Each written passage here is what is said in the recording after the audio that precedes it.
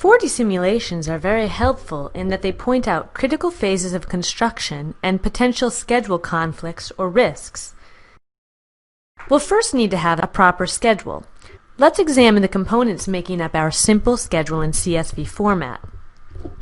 We have columns containing the tasks or activity title and the expected start and end dates.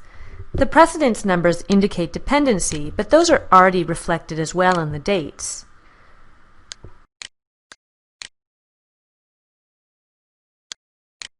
We'll open Timeliner module and go to the Links tab.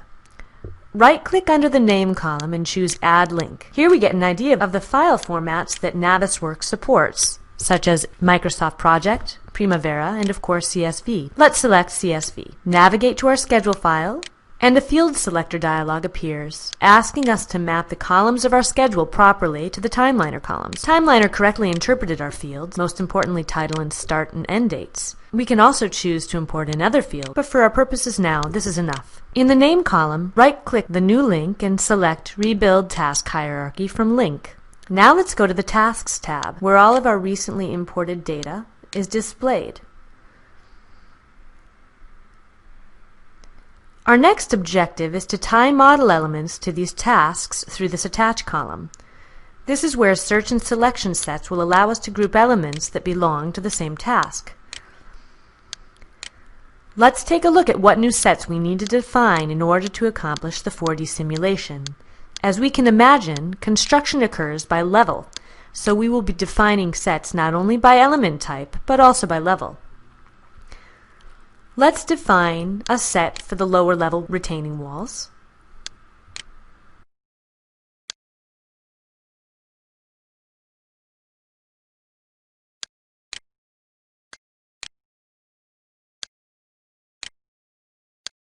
And then for the lower level columns.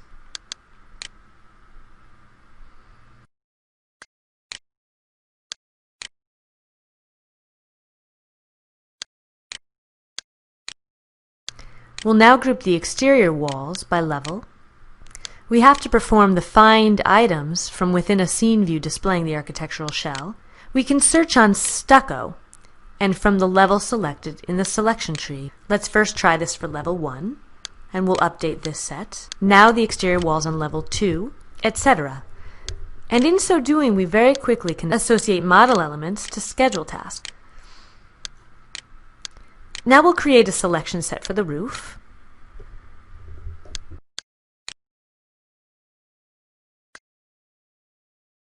Here in this sheet, we laid out the suggested search criteria that will find the appropriate elements for the entire schedule and the selection from which you should search. This will be handy for when you're completing the 4D simulation in your own exercise.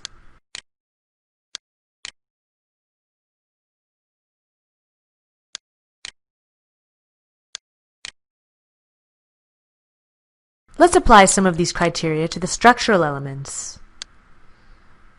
First for the beams.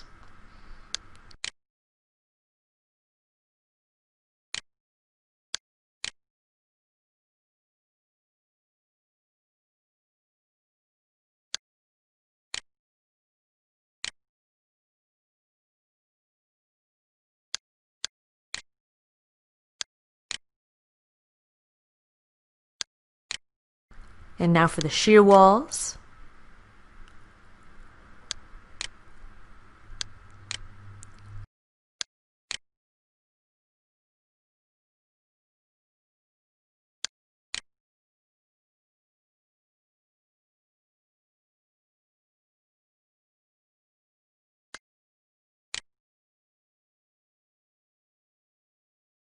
Here we have created all the sets to construct up to level 2. Let's scroll through to confirm that we in fact captured the elements to the sets that we expected.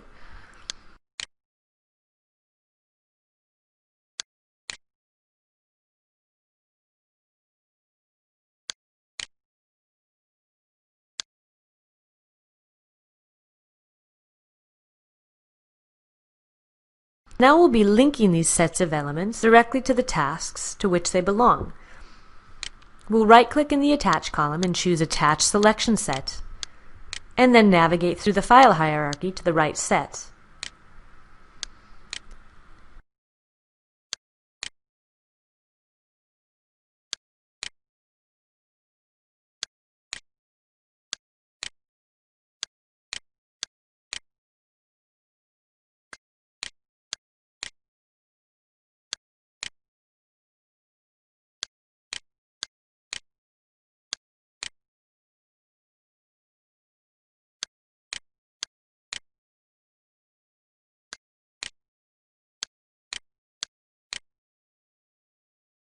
For each task, we need to define a phase type.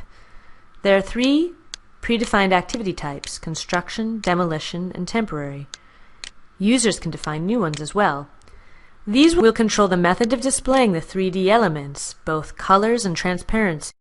Now with our model and schedule linked, we can run a 4D simulation.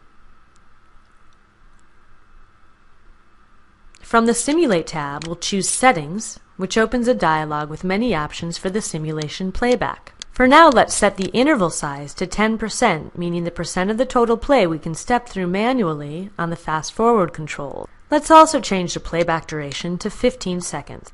Click Play to play back the entire simulation. We see how the items appear in scene, transparent at the start date, and end up in their default model appearance upon completion.